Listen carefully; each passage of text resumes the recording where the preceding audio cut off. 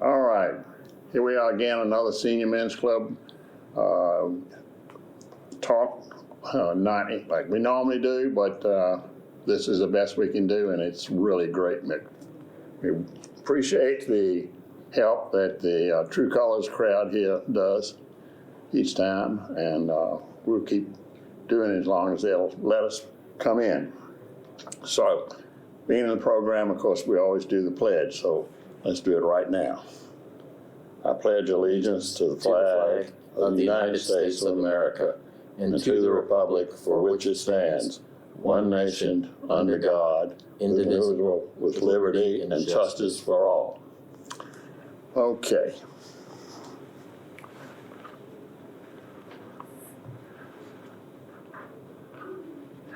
All right, as you can see, the only two of us here today because both our pres and vice pres could not be here. So I'm filling in for them as the MC here to get this thing started. The speaker today is one of our members, John Weisz, and he is a graduate of the U.S. Military Academy with a degree in engineering, minors in German and military history. In the private sector, he worked with various aerospace, telecommunications, and manufacturing processes. He has a BA in finance, is a Six Sigma black belt. Not quite sure what that is, but it sounds pretty big. It's a business thing. Yeah. Not karate. Not karate. And is a retired lieutenant colonel from the U.S. Army. He has put together a number of different programs and is also an author of several books. One he gave me the thing is called The Reluctant Spy, Nathan Lee and the Battle of Cowpens. And maybe he'll give us a run on that one of these days. Yes. Be glad to. All right, Jim, John, go ahead, it's up to you, yours. Okay, thank you, George.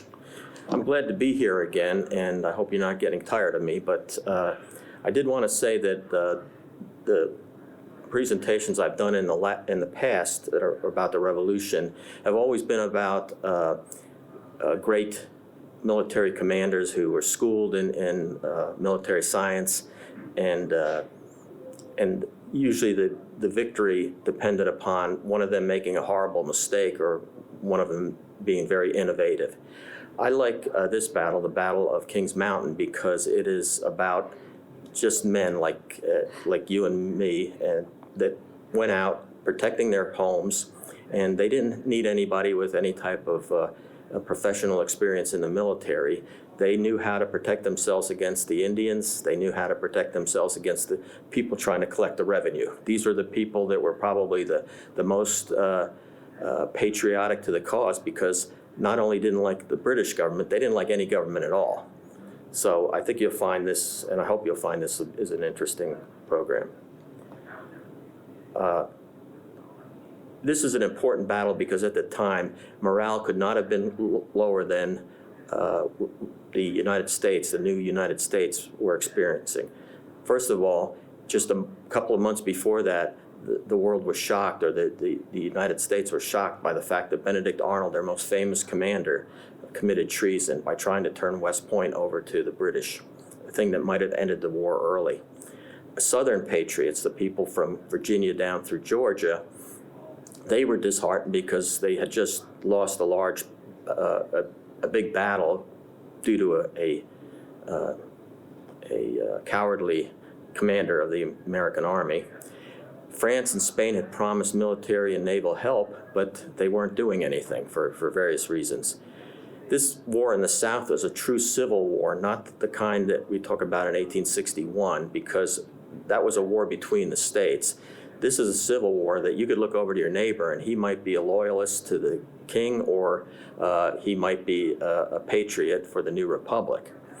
They often went about killing each other or trying to set their houses and barns on fire. Major General Greene was trying to rebuild the army that General Gates had destroyed just about 3 months earlier.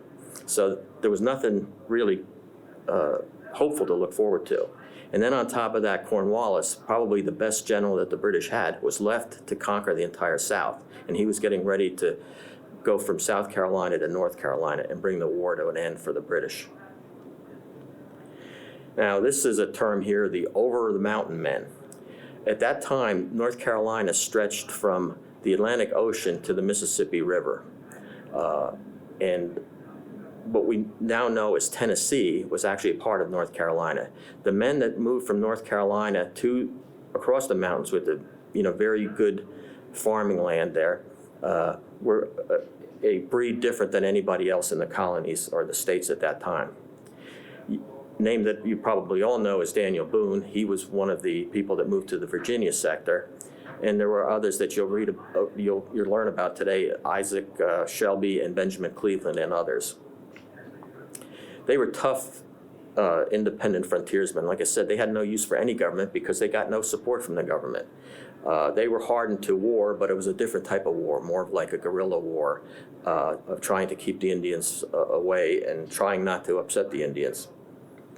So they used the tactics that they used to defend themselves against the British or the Indians. At that time, the Indians were, most of them were aligned with the British.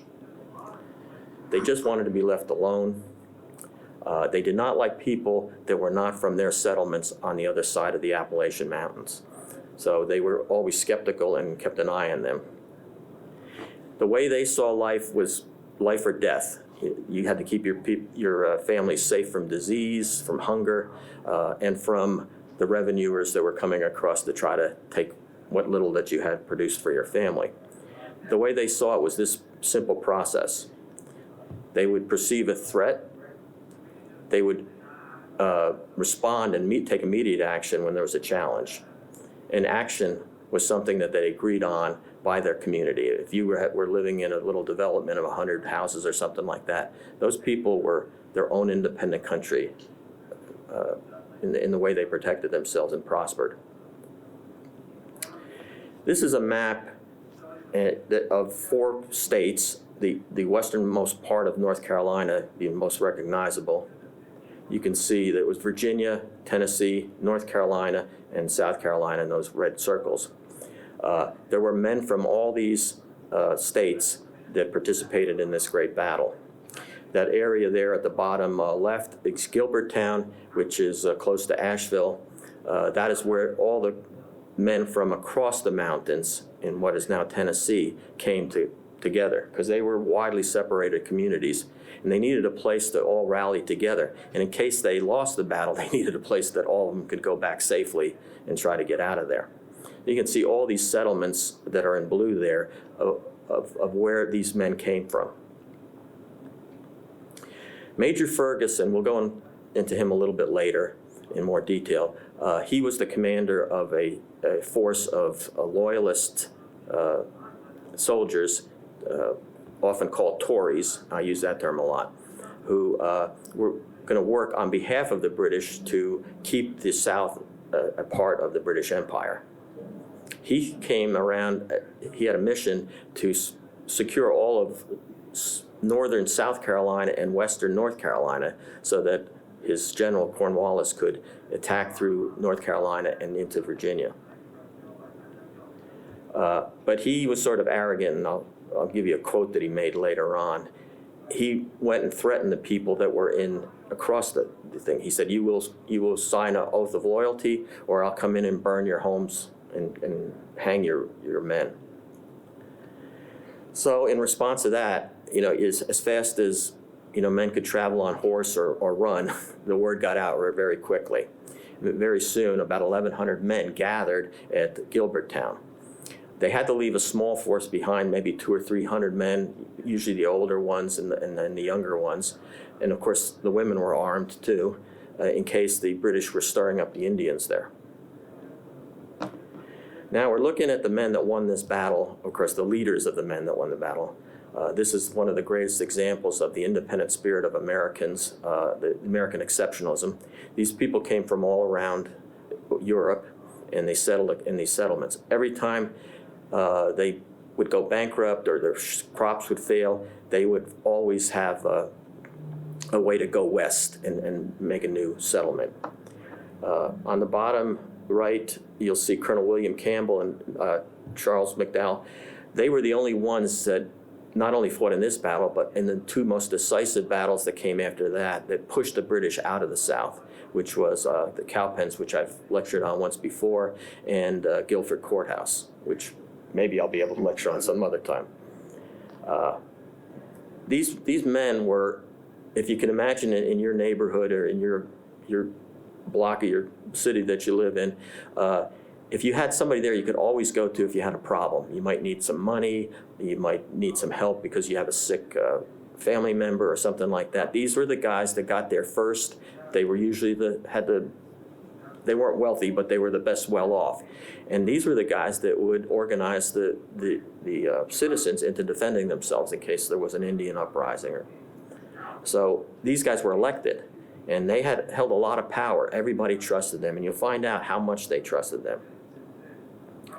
Now, the threat that we talked about that led to action, Major Patrick Ferguson was an up-and-coming officer in the British Army, and the British Army had very slow promotions. He became a major in the 71st Highlanders. I won't go into that, but he was not at the Battle of Cowpens. But a very prestigious unit of very tough fighters. He also served in dragoons, which were cavalry, and he in various posts in the West Indies. However, he did not serve in the 7 Years' War in Europe, and that was known as the French and Indian Wars in the North America. His experience was mostly in the early 3 years of the war up north, where George Washington was trying to keep his army together. He had the idea that the British Empire shouldn't be fighting this war themselves. There's so many people that were loyal to the king, get them recruited and have them fight their own countrymen. He did such a great job. He actually had militia forces who were usually not very well trained. They just would defend their homes. He ended up training them to the level they were almost as good as the regular British professional soldiers. So he was given a promotion to Inspector of the King's Forces. Okay, and he was quite a popular and respected officer in the British Army up in the area of New York, New Jersey, and Pennsylvania. Was one thing he did is that sort of hurt his career a little bit, because there were many in Great Britain who felt that the Americans were British citizens, and they were right. And to go in there and do a program of scorched earth, burning down farms of those that weren't fighting for the British, would just be a disaster, and it would lengthen the war.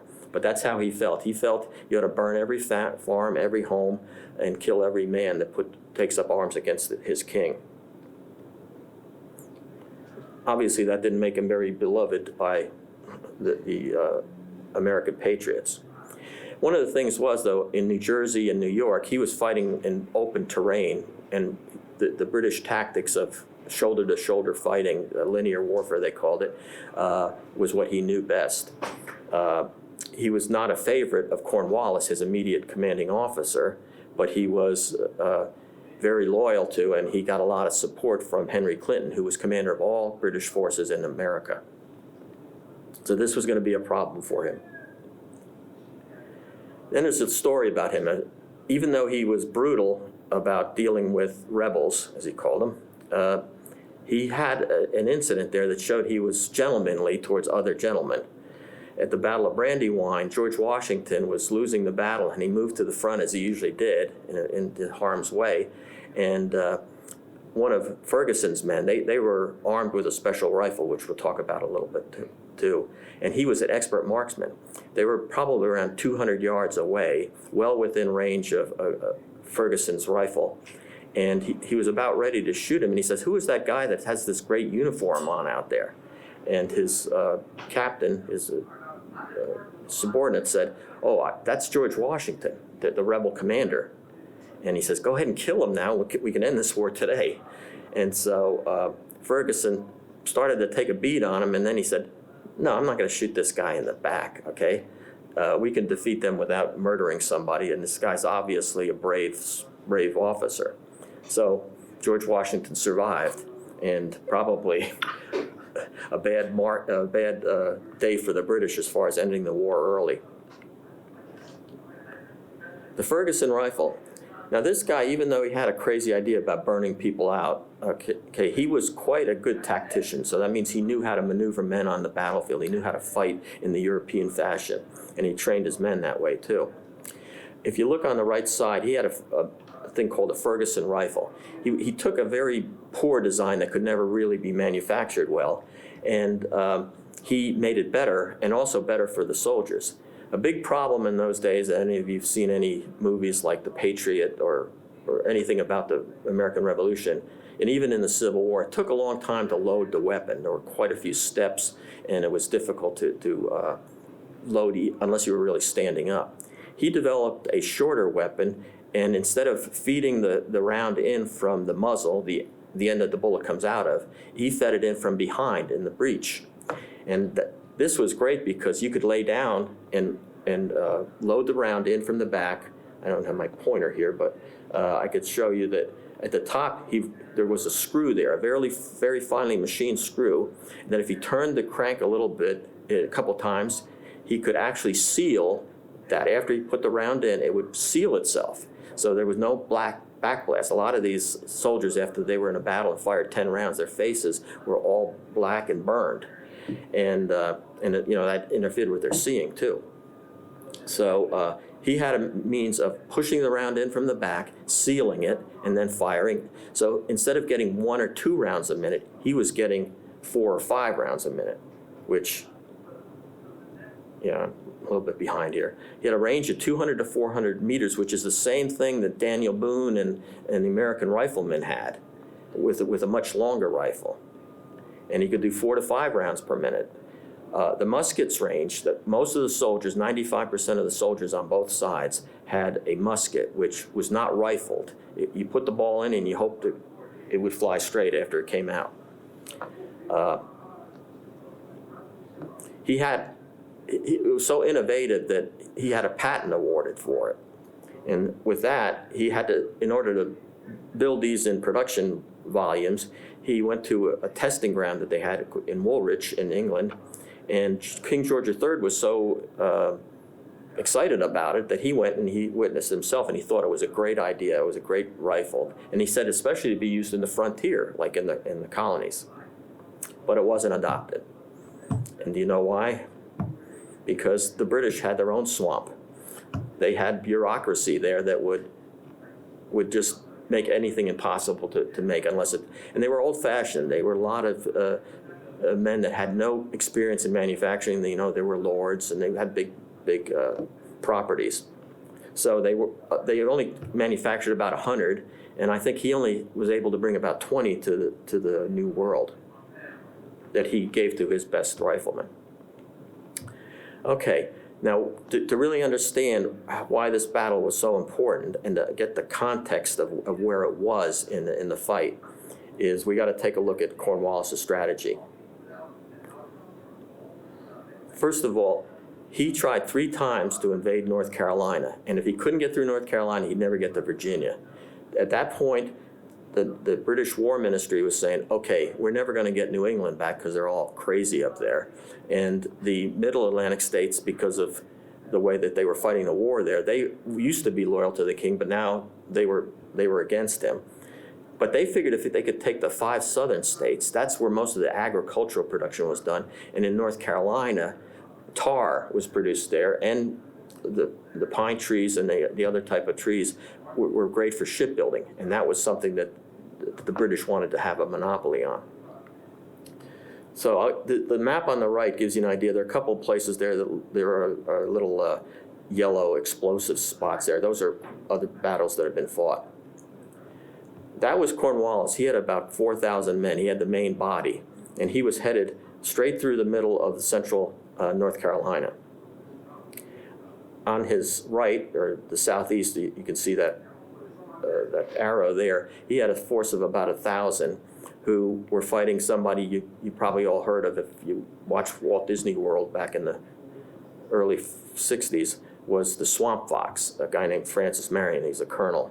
And he had fought a guerrilla war there in the swamps of eastern South Carolina. And he was constantly taking away their supplies and ambushing their small parties. If any of you ever saw the movie The Patriot with Mel Gibson, he was basically the swamp fox. So he sent Cornwallis sent one of his men, Tarleton, there to subdue him so that his supplies wouldn't be interfered with. On his left flank, he had Major Ferguson, which we talked about already. He was supposed to just go up there and eliminate all the guerrillas that were fighting in the western part of North Carolina and northern South Carolina. But he got he went a little bit too far. I just put this slide up here just to show you that all these men were coming from different parts of the South to fight and get together at Gilberttown and Quaker Meadows.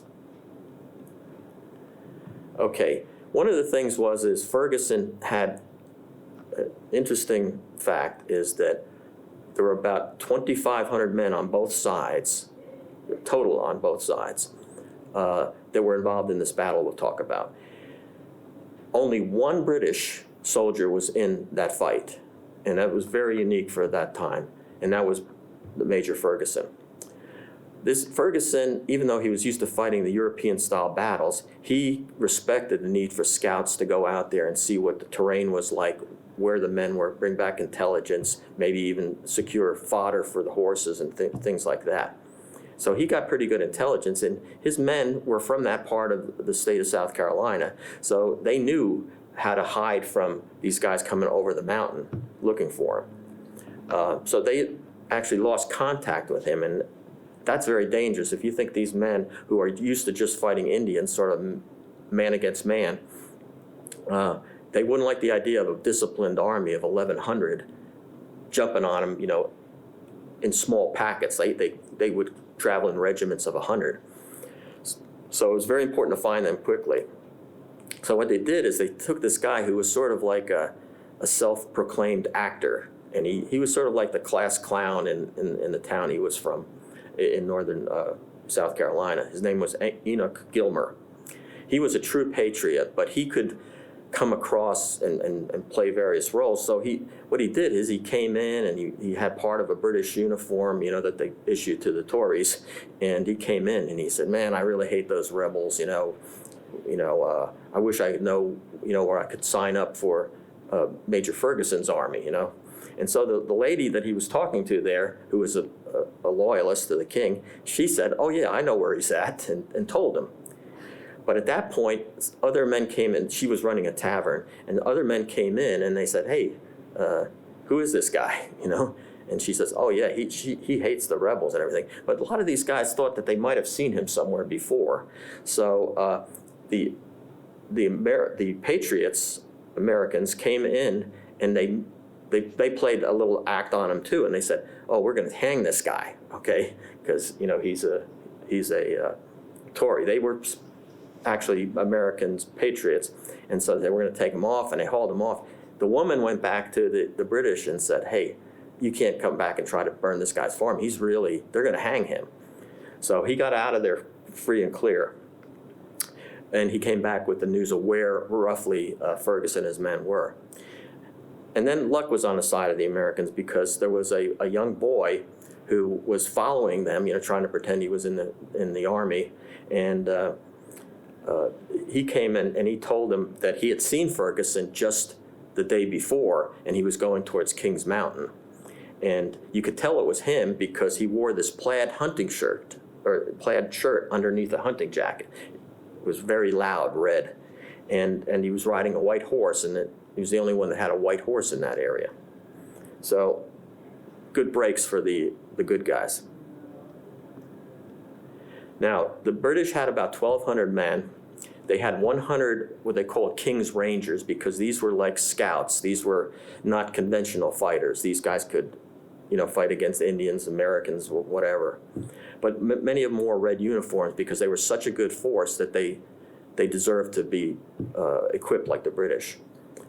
One of the things, though, is because Kings Mountain was so heavily forested and had so much brush that they had to wear a pine sprig in their hat so that they wouldn't fire on each other. The fighting they thought might get very close, and they didn't want to be shooting at their own guys.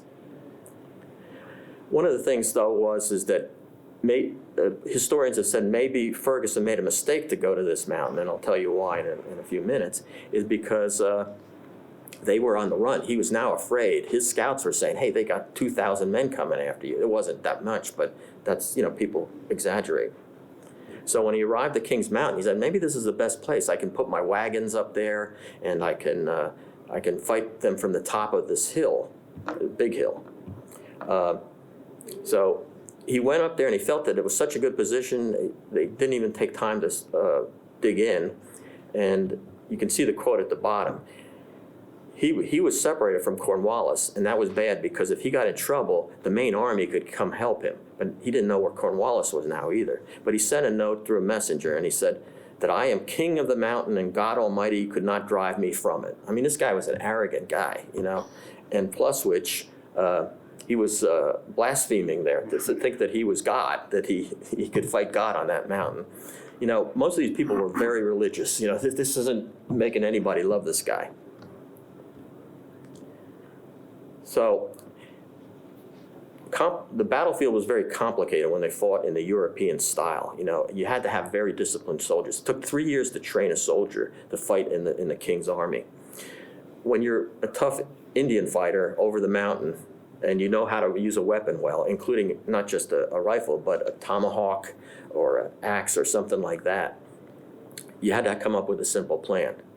If you look over at the map there, you'll see those red rectangles there. That's where the British soldiers were positioned. They surrounded their camp. At the top northeastern side of the map, you can see that it was wider at the top and then sort of skinny on the bottom. And what would happen is that they scattered it out from the bottom, and they said, okay, we're in a column of march here. This first column, we'll send one guy on the right around the mountain, one company or regiment, like 50 or 100 men, and then the next one will go on the other side. And they encircled it within a matter of minutes. And the thing is once they encircled them, they started to fire. So the arrogance of the commander went right down to his men because his scouts were not awake when the Americans started moving in. They were taken by surprise, by knife or something like that, or the sentries were all taken prisoner.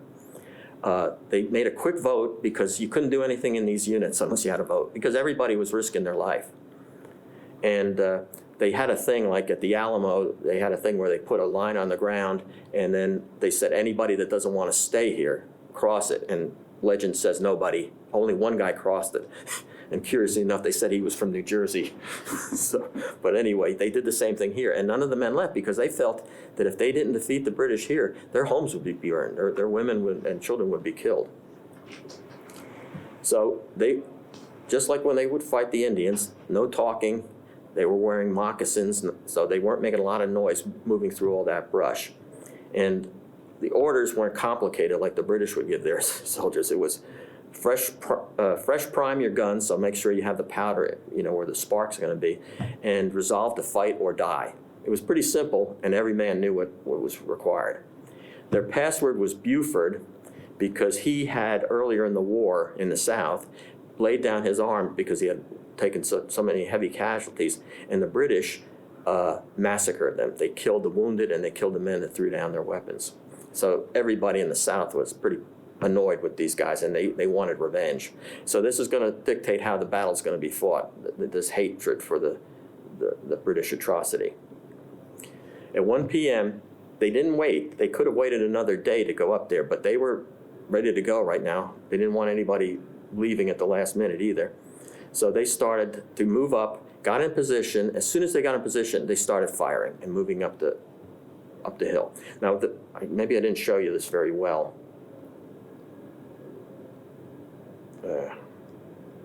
Never mind. Okay, here's the thing. That whole area was only bare on the top of the ridge. no shrubbery or anything like that. I don't know what they were doing up there before that, but everything up to the top of the ridge was very heavily wooded, had a lot of brush, undergrowth, little ravines, all kinds of places for good frontiersmen could hide and fire. So they started firing, going up the hill and firing. So right away, Ferguson moves his men up to the top of the hill, or the northernmost part of the hill, and starts firing and trying to drive them off the hill. Then next thing you know, all the firing starts going all the way around in a circle, and from the rest of the time, it was firing all around a circle. He couldn't move his men to the danger spots because everything was a danger spot. So the rebels also worked in two-man teams. Like one guy would fire, and then he would load, and the other guy would be ready to fire. They were always one guy firing and one guy looking for another target and loading. Bayonets were a thing that most of the American militia couldn't stand. It was a long standoff between the person holding the long rifle, a long musket, and a bayonet. They had a hatchet or something like that, they'd have to throw that. They couldn't fight hand-to-hand with these guys that had bayonets. So they would turn around and run back, and then the British would chase them down the hill in that sector. And then, of course, the British formation, which was tight, now is all spread out. Now they're not fighting effectively. And then the Americans would turn back, and they'd fight back and shoot them up again. So it was a losing cause, but Ferguson just wasn't going to give up. And so the only thing that would stop the British from fighting was that Ferguson was killed. You know, being on that white horse and having that red shirt was a pretty dumb idea because he got 7 bullets in him. They think that another 5 or so in his jacket, and his 2 horses were killed. So everybody was gunning for the guy. I don't know if this was like a turkey shoot and somebody was going to get some kind of a cash prize or something, but they got him. His lieutenant, his subordinate, Captain DePeyster, who was a Tory from South Carolina, said, "We're not going to all get murdered on this hill," so he surrendered. Oops.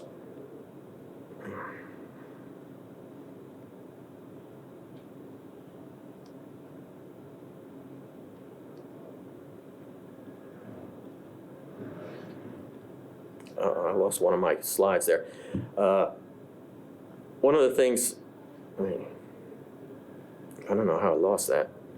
Well, anyway, there were about 300 of the 1,000 men that Ferguson had on the mountain were killed or wounded. And the wounded were so horribly wounded that most of them died within the next few days. The Americans lost like 20 killed and about 70 wounded. The prisoners, not all the wounded were immediately wounded, because some of the prisoners were laying down their rifles or their muskets, and then some of the guys that maybe had family members lost or something like that went in and killed them, even though they surrendered. A bad part of this noble new country that they would commit atrocity like that, but it happened. There were a lot of problems here. If you put yourself in the place of like the families that were living around that area, mostly women and children, because all their men were out fighting either for one side or the other. There maybe in that area within 10 miles, there might have been 20 families. They had small homesteads, but they had large tracts of land. So with all these wounded, 200 wounded on the enemy side and about 50 or 60 on the Americans, the continental side, these were a lot of wounded to be taken care of by women, and maybe they'd have one doctor from one of the bigger towns. And of course, they had one surgeon from the British Army who was very busy, and then a couple of doctors, frontier doctors, that were trying to take care of like 250 men. So most of them ended up dying. But it was really, I've read some accounts of this, that the women that went up there to help were just scarred for life to see all these men. They didn't have any water up there. At first, the Americans weren't going to let them have any water, but they had, getting up to the top of this mountain from a stream at the bottom was very difficult to move the water. Most of the bodies went unburied. Like I said, there weren't many people living there. And the Americans, they got right back to over the mountain because they were afraid that they were going to get caught by the bigger army under Cornwallis. One thing that says something about American exceptionalism here is, I guess when you're living on the frontier, since I never have, and never have had a tough life of, you know, live or die based upon where you're farming. There was one of the men who was badly wounded, and they couldn't do much for him, and they were afraid to move him because they thought that would just kill him. So he was fighting with a man at the battle, didn't really know him, but they became friends in the march to the battlefield and the battle. And he said, look, I'm gonna go get your wife. And he rode for 50 miles, like in one day, to get the guy's wife, because he supposedly had a dozen horses and mules. And the wife found out about it, and so she put her kids with some other family, and she bought a couple of mules and a horse, and she made it down there in about a day and a half. And she tended him there until she felt he was stable. She had no medical background except, you know, what mothers had in those days on the frontier. And he got there, stabilized him, took him back, you know, and it was a longer trip going back because he was in pretty bad shape. And she nursed him back to health within a couple of months. And he was ready for the spring planting, and he was out there planting. He lived another 40 years, even though part of the lead bullet was still in him at that time. So there was some good doctoring going on there. I mean, you had to fend for yourself. There was no safety net. And what did this victory mean? This is a big deal, because once again, Cornwallis had to turn around because he could not go forward with all these men on his left flank that could attack at another time. Plus, things weren't going well at the other side, closer to the ocean. Of the total number of men invading North Carolina, the main column and the two side columns, 1/4 of them were lost. So he'd have to get more men recruited and trained before he could really get into Virginia. And that was less than 1 hour of fighting. But on the Patriot side, the Americans, actually the Tories were Americans too, but the Patriots that believed in the new country, they were encouraged. They said, hey, this is the first time militia, who are not very well trained, have defeated a disciplined British force. And this was a big deal. Washington was losing battles up north because the militia would run at the critical point, and you know, then his whole army was endangered. Tory couldn't recruit anymore because they were afraid that, you know, that they would be massacred like their friends were. And the other thing was that they had to stay home now, because now the tide had turned, and those in favor of independence were running rampant. So they had to defend their properties and get back to their families. So they were not going to help Cornwallis win the war. Even the northern states, where it was basically a stalemate, were encouraged because, again, the militia had done great things there. Maybe they could do the same things up north. All the concern about Benedict Arnold and the French not doing their jobs, it was gone. So morale was high, and the French were actually encouraged to get more actively involved. And that's it. Well, thank you. Well, thank you for having me here. And I want to thank the people at True Colors here. There's a very professional organization. I've tried to do this on my own for one of my other organizations, and it didn't come up a third as good as this. So I do appreciate that. Okay.